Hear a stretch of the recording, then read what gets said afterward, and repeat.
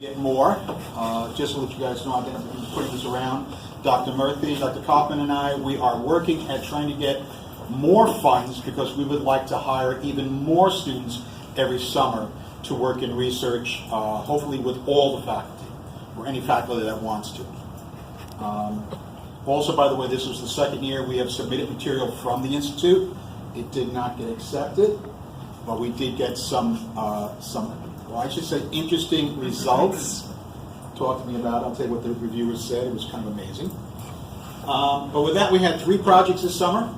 And the first one was a project, well, I'll let Paul, he was the team leader, so let him talk about it. Well, first of all, thank you everyone for coming. Thank you, Dr. Joel, for helping us set this all up and giving us this opportunity. It really was amazing to work with everyone outside of a classroom environment. And she's not here, but Dr. Asenza let us use Eric. I think we were one of the first groups that actually got to use it, and it's been amazing. Huh? The first. Yes, the first. The first. The scanner on the door literally was activated a week before we started. Yep. And it's been an amazing opportunity to work in here, and we have a little lounge that we could take a break in, and we even had a kitchen. I don't know, it's a great place. So thank you everyone for coming. We did a motion tracking system using the Raspberry Pi with the camera that you can buy with the Raspberry Pi. So we had built this system and we created an image so that it could be open source and people can take advantage of it and use it in the future and whatnot. So tap that. Yes. So like I was saying, we used the Raspberry Pis, and pretty much our main goal was to design a system that we would be able to make affordable for either schools or people, or as an educational purpose, to allow them to use motion tracking, whether it be for animation or video or whatever they want to use it for. And ideally, we wanted to keep it all under $100 per camera. So you would buy the camera that would have all the necessities that come with it, the system, everything would be all set.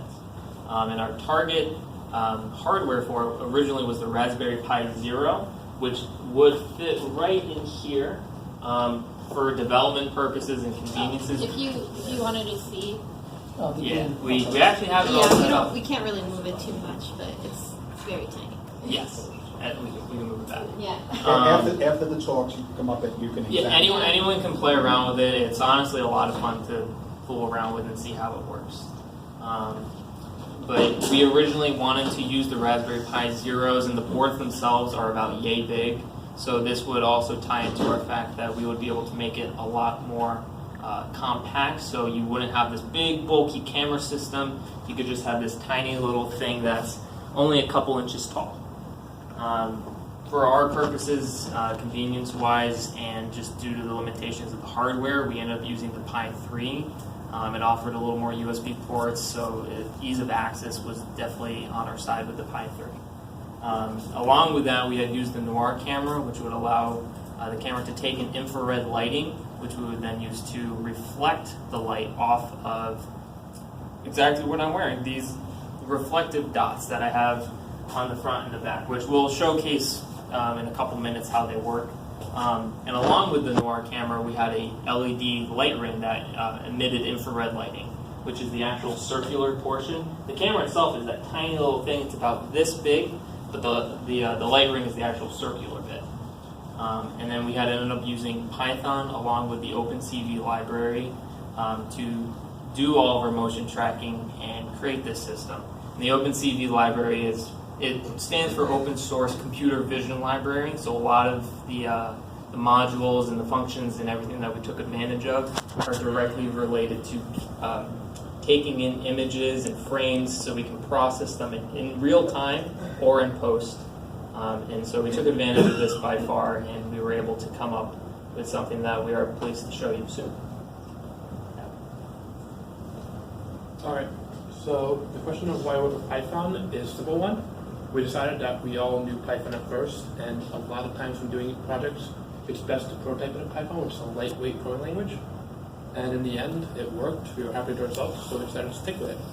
Our original idea was to switch from Python at some point to processing, which is a form of Java catered to graphics, or processing with OpenCV.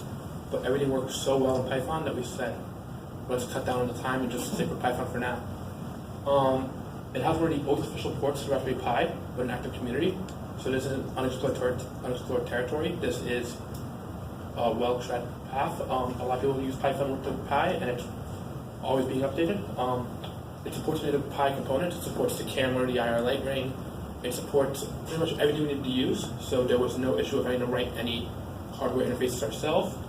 And there are many tutorials using OpenCV. OpenCV is officially ported to Python, while the processing port of OpenCV is done by a user, a fan user, not the actual OpenCV project. So bugs are inherent in that. And then we ended up using OpenCV, like I stated, because a lot of it has the modules and the functions and the capabilities that we really needed to accomplish these tasks. We needed to be able to take in images and process points and really modify the raw data so that we could then translate it and process it into a grayscale image, and then we can modify that grayscale image.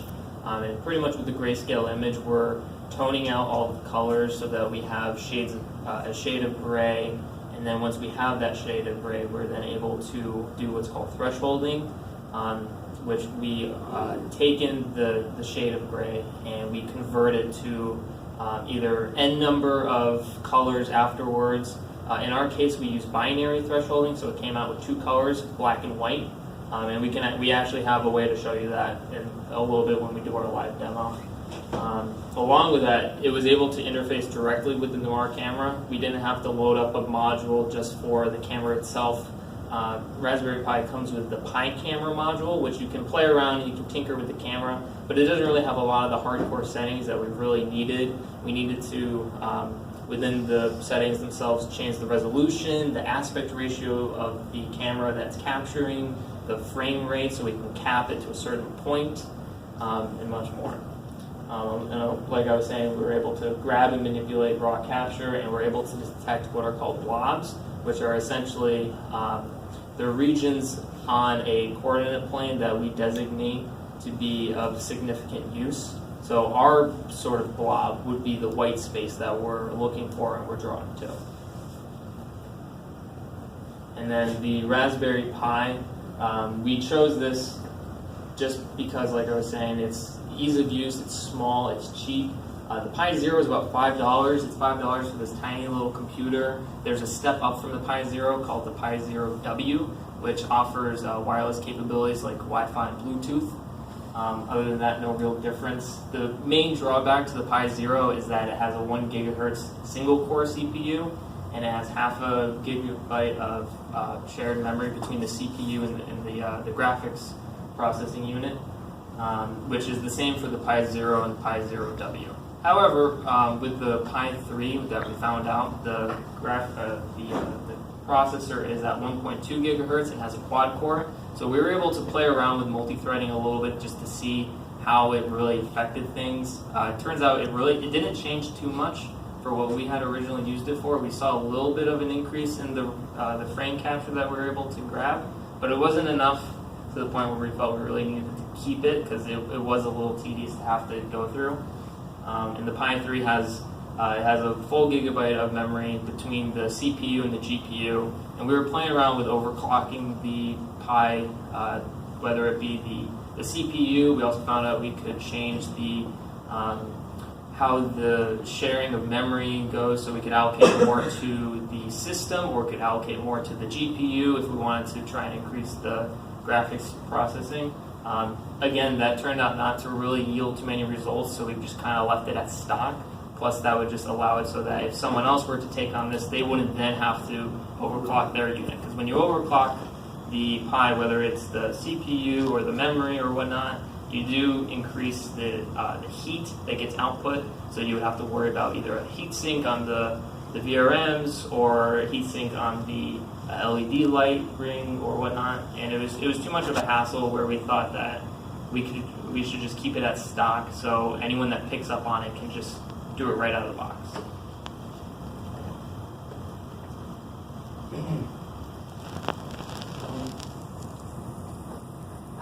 So for the benefits of working with the Raspberry Pi, for educational purposes, it's actually really nice to explore it.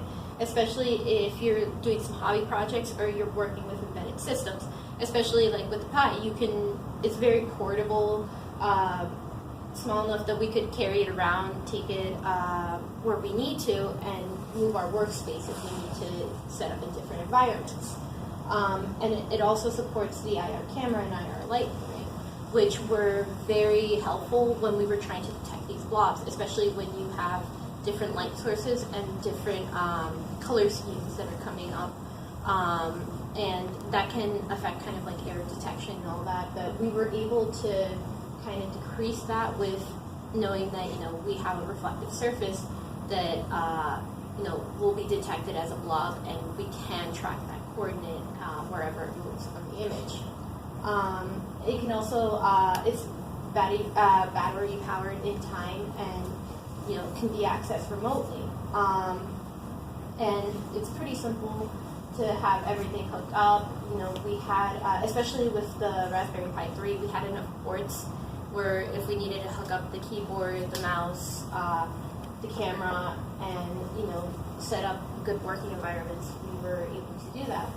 And, even besides what we were doing, you can explore many different kinds of projects with this, especially if you're looking into something like graphical or, working with cameras just to see, hey, can I detect something? Can I maybe trigger some sort of system where, a camera moves and looks to see, hey, if you see this object, please do something for me. And, it's just fun to play around with that just because it was the first time we had actually built a system like this, at least for me. It's like a project game with very large databases of facial data and doing facial recognition. Yeah. Some of the drawbacks with working with Raspberry Pi is that, it's still limited by the hardware. It's not really as powerful where you don't really have to worry about the amount of RAM and the amount of CPU that you're using, especially since that the RAM, the system RAM, is going to be shared with the GPU. And so if you're processing like 40 frames per second, the GPU is going to hog a lot of RAM, pretty much. And with the zeros, the problem at first we had, the zeros, as you can see, it actually has a micro USB. So we actually had to get an adapter to hook up a keyboard and mice. And it also has a micro HDMI. So we have to get an adapter for that. And the Raspberry Pi 3, since it's more powerful, it will use like a lot more electricity. So using like a battery application would be limited. Question though, it is true though that when the camera is finally completely functional, you probably will not need to use the micro HDMI because it'll be sending data to a host computer. Correct. And at worst, you may have to have a USB connection to send the data, but that's probably the only port on it you may have to utilize. Would that be correct? Right. We had to use it for our testing purposes, so we can actually see what we're capturing and whatnot. But this is only one of the 3 stages of the project that we're sort of anticipating, where this stage was sort of building the system, making sure things are flushed out and it works, so it can move on to the next stage where we actually, maybe not us, it will probably end up being a new group, but the next group will actually take the system and come up with a communication system between the Pi camera and a host computer, so we're able to send the marker coordinates, we're able to send more data back and forth, and then the third stage would be that the host computer would do the triangulation or work a bit with triangulation, so we can actually hook up multiple cameras and get 3D space. Because at the moment we're only using a single camera, so we're limited to a 2D plane, but the hope is that in the third stage, when we finally get things up and running and multiple cameras working, that we're able to actually utilize a 3-dimensional space. Yes. Is there any plans on the Pi doing any of the processing power, or is it supposed to be all in the host computer where you're sending it? At the moment, we feel that with the Pi right now, it is creating the markers, it's processing the markers, it's determining what is and what isn't a marker and stuff like that. We're probably going to leave it as that because we have found that the Pi is capable of doing that. So pretty much whatever is on the system right now is probably going to stay just about the same.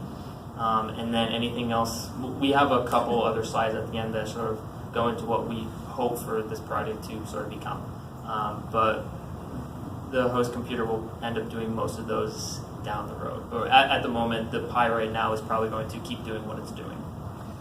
There are other manufacturers that are producing single board computers that have greater resources on the board, faster CPU, more cores, but they're the full-size board. Raspberry Pi is one of the few manufacturers that are producing what you might call a micro board. In fact, I think there's probably only one other manufacturer that I know of that's actually doing it, and it's really nothing much more than that with Raspberry Pi. And so the benefit is you're going to get the small format, which is good for the portable cameras, and more importantly, with the Raspberry Pi, you have a wealth of people out there who are working with it, solving problems. So I would say most baseline problems that usually would occur with this kind of technology have already been dealt with. Whereas these other manufacturers, the market for them is not as great at this point. The only ones I know that are more is the banana pie and the orange pie. Don't have. But and there are others. There are other ones coming on the pipe. Nobody is going for the small format. They're all going for the larger format because you can pack a lot more into it. It also would cost more. So Yeah, sure. that's Very another true. consideration. And in fact, some of these other boards, I mean, the Raspberry Pi is $35 for the Pi 3. These other boards, I think the lowest I saw was $50, but they go anywhere from $50 to $100, so they are more costly. I mean, and you say, well, that's not a big cost, but when you're trying to create something that is extremely affordable, that does become an issue.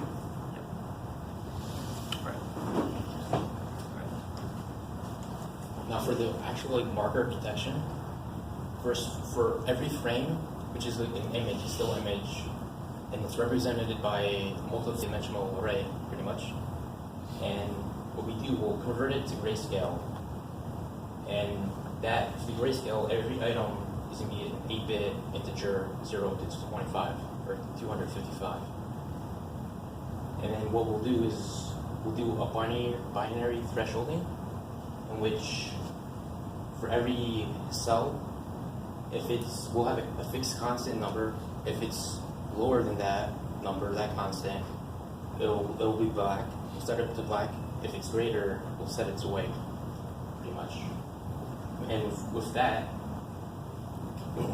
we'll have all the white spots grouped together, and we can just draw a bonding box, this green thing right here, and then with that box, that rectangle, we can get the center point, and that's our marker. That's our X or Y point.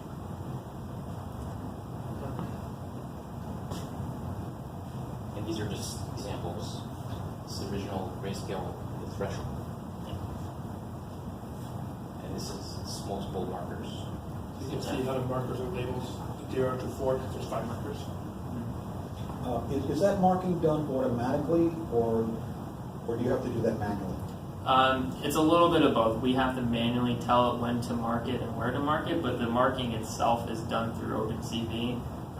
And something interesting that we found out, I had originally thought one way, but the way it does the marking is it does it pixel by pixel, row by row, column by column. So it starts in the bottom left hand side and works its way up to the top right hand side. I thought it was actually the opposite when we were doing some testing, but Does that mean it actually applies the labels fresh every frame? Right, correct. And this is an issue that we did run into that we're going to sort of address a little bit, where since it does go from bottom left to top right first, the first marker that it finds gets the first identifier.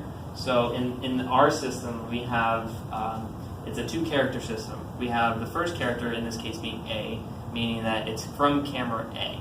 So since we only have one camera, all the markers are going to be from camera A, so they're all prepended with A. And then the number following that is the identifier of the marker. So it's the number of the marker in the list.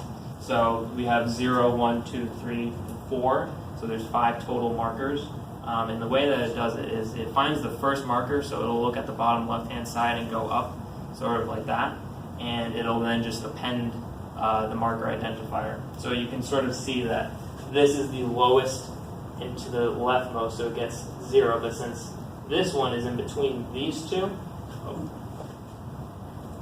since this one is in between these two on a height level, this gets the next marker because it's going up row by row.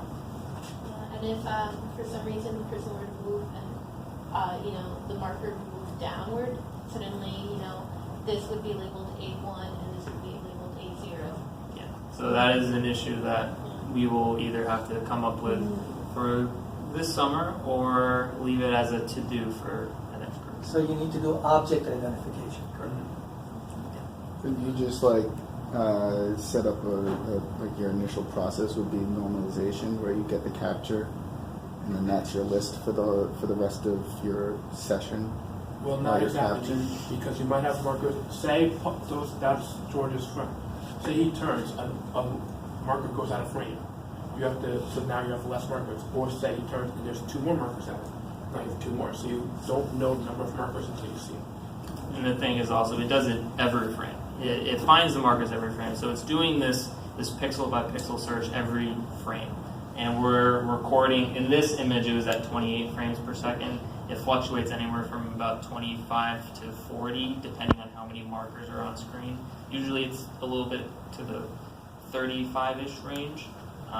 But since it does refresh every single frame, it does take that into account. So it is a little thing. So it sounds like what you may need to do is, instead of allowing OpenCV to apply the labels, which you're doing right now, you may need to move that out and have your own original code actually do the labels, in which case this issue of how I can take OpenCV pictures while I applies film. labels becomes a moot point.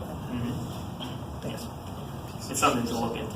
What I was thinking of, but I didn't have time to do is I would have to more tracking. I'd have to save the previous day and then we should compare it to the next day and see if it's the same point.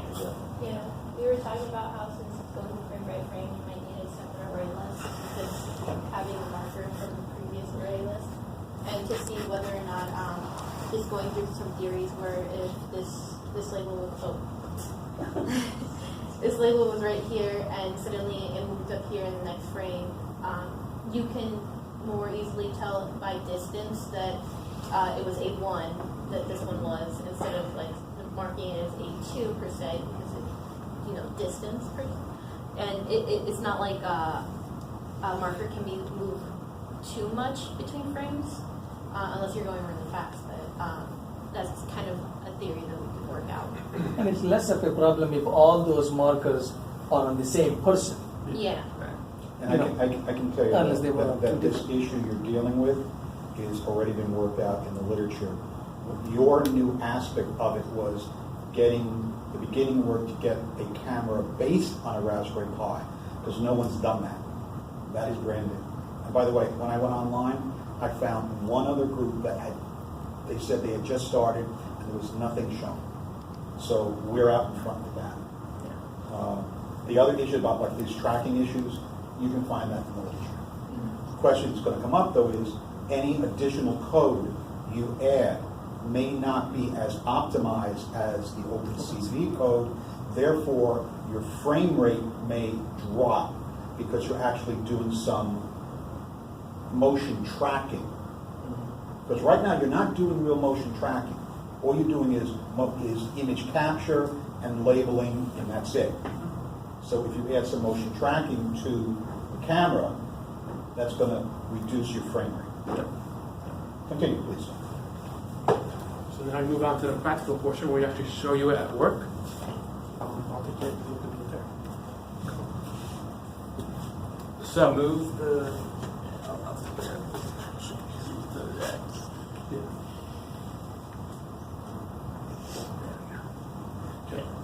So, Yeah. so we've already had all of us in front of the camera wearing the suit. Normally it would be a suit. We had a sweatshirt, and this is actually what the markers are for, but we decided to just take the markers off, just put them on here because it needed to be somewhat close to a black background, and just for the ease of not having to take on a sweatshirt and take it off constantly, I decided to just use my shirt for it. Our plan was to buy a black bodysuit, but that didn't materialize. But this works just as well. In fact, even in the final product, it looks like you don't even need to have a suit. You can have any markers that are And let me just note, you probably mentioned, the reason why you're going to see different colors here right now is that's an IR camera. Yep. So it's picking up a range of light that you don't get from a typical camera, which is why the colors right now are skewed. Yep. Okay. So step 2, cameras turned on. That's what we just did. In the final product, you wouldn't need to launch the program. It would launch automatically, and you wouldn't see a capture. That's just for visual purposes to demonstrate. Okay, it's continuously capturing frames. That's step 3. Each time it refreshes, the new frame is captured. The frame is then thresholded. So let me show you that.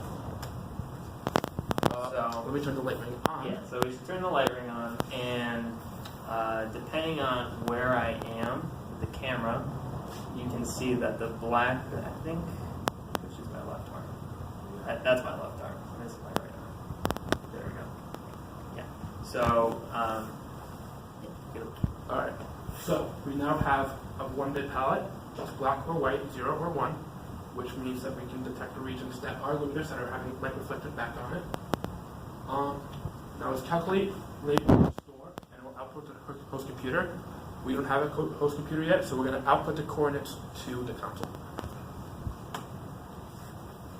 You can see that now the markers are labeled. You can see that there are black dots in the center of each marker. That is the absolute center of each marker. And on the console, we've got a scrolling list of all the frames, of all the markers per frame with their coordinates, their XY pair, and the date and Unix time, so that you can then triangulate where that marker is at that time compared to what the other camera saw at that exact time, and know which dot is which. The only white area should be the parts that are reflective. There are certain things like pulse watch for one. Sometimes will reflect light, so you have to make sure that most of what you're wearing will not be reflective. So And not black I would suit. throw in that when people are doing motion capture, they make very sure that the only thing that will reflect the IR light are the markers. And by the way, the markers I'm just putting my background. They're using flat pieces of tape right now. In general, the markers that are often put are often semi-spherical, so that as the body turns, there's always you always get a little bit of the surface that's going to reflect appropriately. As you notice, as it turns, the camera should still be able to see it, but because of the lenticular nature of the plastic, the IR, the infrared light, is being reflected away from the camera. So, but if you have these little semi-spherical bumps on the actor, that doesn't become a problem. Yeah, and the environment definitely does play a big part, like we said.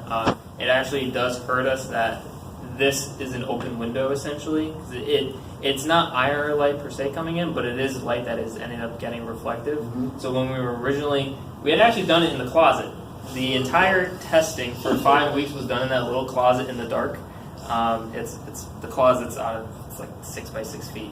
But it was a great environment to do because it was pitch black. We were able to only capture pretty much the markers themselves because it was really the only light coming in, and it worked out really well. And we made a little bit of changes so that we were able to do it against a background like this where it didn't really matter so much that it was in pitch black. Basically, we changed the thresholds from a constant percentage to a variable that can be modified with interrupts. Yeah, so we can change the threshold up and down anytime that we want. Meaning that, I'm assuming that means that at some time when you have a full system, from the main computer, you can probably send commands off to the cameras. Correct. To adjust the thresholds for the environment. Correct. At the moment right now, we have commands for adjusting the threshold, toggling the light ring itself, and actually turning and disabling the markers. So at the moment, right there when it went a little dark, or I guess right now, I'm doing it the now. threshold is low. Really? So you can see the threshold is about 113 right now. So it's letting in, it's the amount of white space that's being changed is a lot more. So we're allowing more white space to actually come into play. But if Chris bumps up the threshold to around 200, you will start to see it decrease. And now it's just the markers, because this is emitting the most reflective surface. And even if we go up to the point of, we have it capped at about 255. I think if, depending on how high up we go, it may actually just cancel out the markers. Yes, it will. So, yeah. There you go. Let's show now in color. Let's get rid of the threshold and show that you can see the bounding box and the red centers. Yeah. So, we're detection on. And you can see that the FPS drops when we're detecting markers, obviously because we're doing a lot of math now, and we only have a gig of RAM. You can see that they say, oh, one thing to note is, Paul, raise this one above your head. You can see that as it goes lower down. So it's now A4, The label changes. and now it's A0. So that is the issue that we were sort of coming into play before. Turn around. Yeah. If you are to raise the marker up, if somebody interrupts the marker, you get two boxes instead of the one. Even though it is one strip, because the camera only sees that, you have an issue.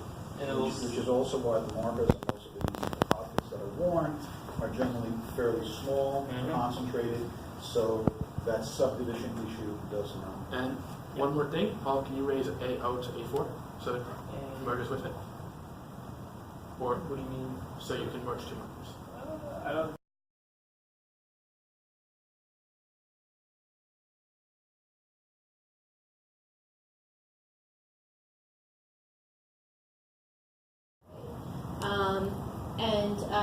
Especially too, if a marker goes out of frame, it should be able to detect that the marker that comes back into frame is the same marker that went out of frame before, or have some way of doing that in future applications where maybe when the host computer kind of processes all the data, it should be able to, detect that.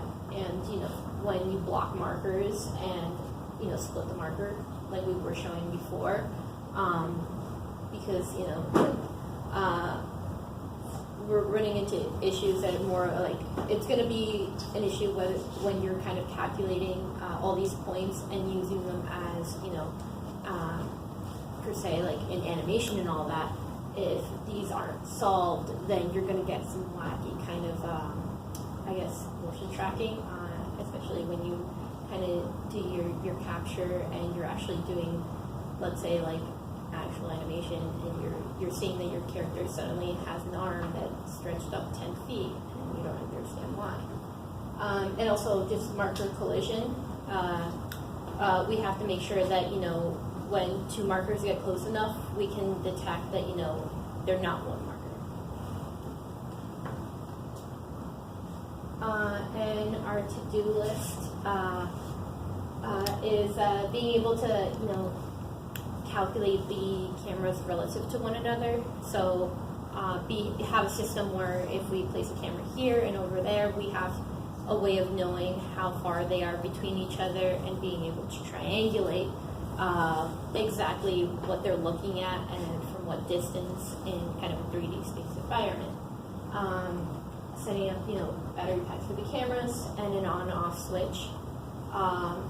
And kind of a boot to go software, so we don't have to constantly kind of boot up the Pi, see it up on the screen, and have it more controlled that way, where you could just set up the camera, have it shoot, and just send over the data to the host. And we also need to modify the case to kind of be able to hold all the wiring and be able to stand upright. Because right now it tends to fall over. You need to have someone there kind of adjusting it. And I will admit, I'm the one who designed the case in the first place. I was going to ask. And I didn't think about battery, switches, gyroscopes. I didn't think of that. Yeah, because that could be like a future hazard if someone like trips over something or like knocks something over. But with ours, at least, the green case. That was the original case for the Pi Zero with the light ring and everything right now. There is no Pi Zero in the back of this. It's just the camera. The Pi is this guy right here, which we have cleverly taped to the table so it stays still. But we will have to sort of redesign everything just so that everything is in one case. And we're thinking about adding a gyroscope so we can actually track the axis and the yaw of the angle of the camera, so we can know, okay, this camera's facing downward, we need to accommodate that, but this camera on the other side is facing up, or it's facing at a 90-degree angle or something like that. So it's all a little bit of some future stuff, but it's still stuff to sort of take into account. Especially if you want to have a set of kind of like a 4-camera system, just enough to be able to work with just the points that you get and the model that you have. And we want to see about like porting to other languages and seeing if improvements can be made. We started to look into processing and see how that would work compared to the Python and OpenCV. We got a little into it, but in the end we saw that Python was working for us.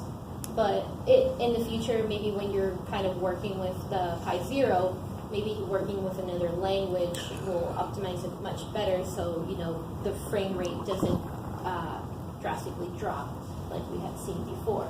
And also building kind of tracksuits, a MoCap suit that will not have such big markers and will be kind of full body enough to be able to test it out well enough and start seeing about these marker detection problems that we were running into before.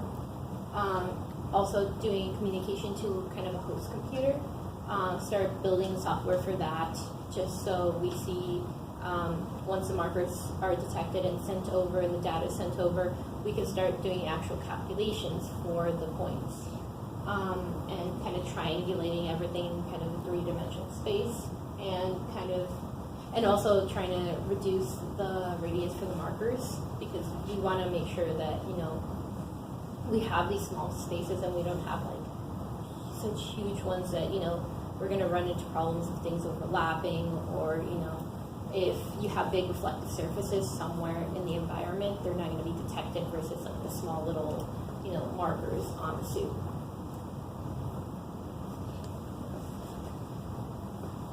So, any questions? Anyone? Just to give you guys a heads up, let's just do the math numbers now.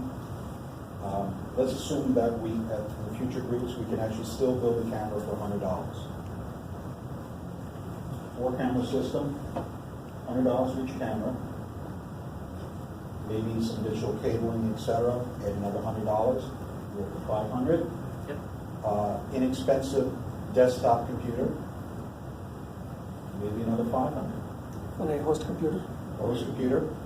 And that's that. And at 500, you can get sufficient memory. That's the big one. It's not so much the speed. It's